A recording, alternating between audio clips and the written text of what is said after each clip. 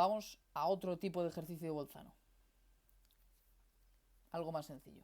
Nos dan la función, esta función f de x, 1 más 2x más 3x cuadrado más 4x cubo. Y nos piden, aquí no nos nombran Bolzano directamente, pero nos lo nombran de manera indirecta. Nos dicen que tiene al menos una solución real.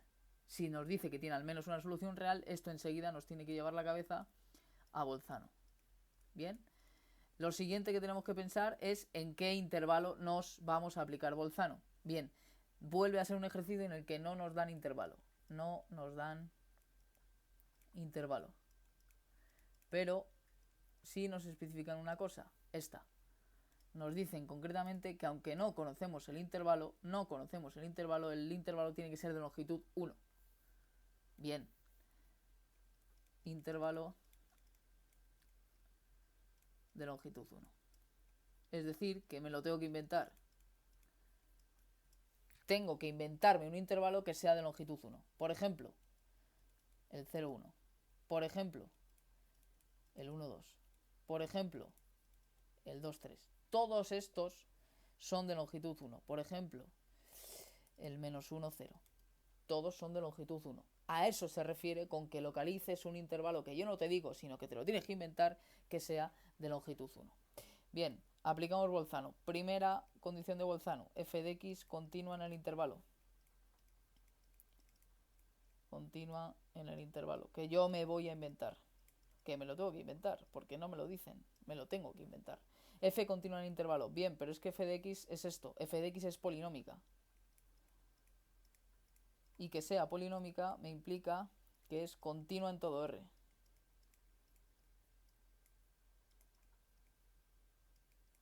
Si es continua en todo R, resuelto, porque en particular será continua en el intervalo que yo me voy a inventar.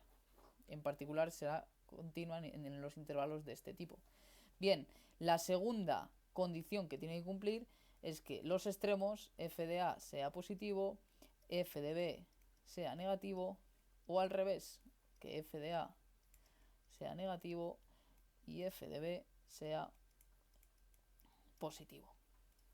Pues bien, lo que vamos a hacer es ir probando valores que pues me permitan ver por dónde va las imágenes en esta función. Uno de los valores que evidentemente vamos a tener que probar siempre primero, porque es el más fácil, es el 0, f de 0. Voy a calcular lo que puede valer en mi función f de 0. Bien. Recuerdo que calcular f de 0 no es más que irme a mi función, esta que estoy seleccionando yo aquí, y donde vea una x, poner un 0. Perfecto, pues voy a hacerlo.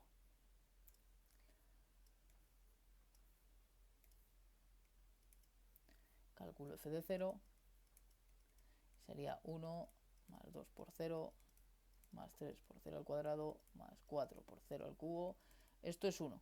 Entonces, f de 0 es positivo. Por lo tanto, en mi intervalo que yo me voy a inventar, intervalo inventado,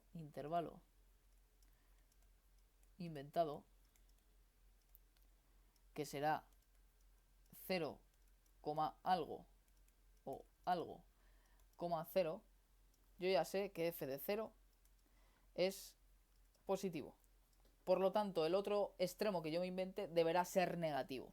Voy a ver qué pasa con el siguiente valor sencillo del cual yo puedo calcular su imagen. Voy a ver f de 1. F de 1 sería 1 más 2 por 1 más 3 por 1 al cuadrado más 4 por 1 al cubo. Esto no sé exactamente lo que me va a dar, pero me va a dar algo positivo. Esto va a ser 1 más 2 más 3 más 4. 4 y 3, 7, 7 y 3, 10. Esto es positivo. ¿Eso qué quiere decir? Pues que f de 1 es positivo. Es decir, el intervalo 0, 1 no vale. No vale, ¿por qué? Porque en los dos extremos es positivo, porque no hay cambio de signo. Por lo tanto, el intervalo 0, 1 no vale. Bien, voy a probar el intervalo menos 1, 0. Es decir, el otro intervalo de longitud 1 en la que está contenido el 0. Voy a probarlo. ¿Cómo lo pruebo? Calculando f de menos 1. F de menos 1 será 1 más 2 por menos 1 más 3 por menos 1 al cuadrado más 4 por menos 1 al cubo.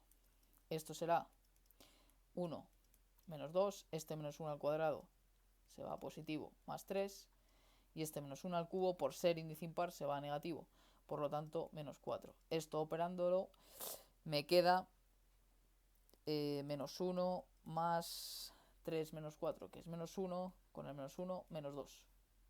Esto me termina dando menos 2, que es negativo. Justo lo que estaba buscando. Es decir, he encontrado f de menos 1, que es negativo, y f de 0, que es positivo. Listo. Me invento el intervalo, que ya lo sé, menos 1, 0, que esto tiene longitud 1 y que f de x es continua en él. Es continua en menos 1, 0. Entonces aplico Bolzano. Por Bolzano existe c perteneciente a este intervalo que me he inventado, tal que f de c es 0.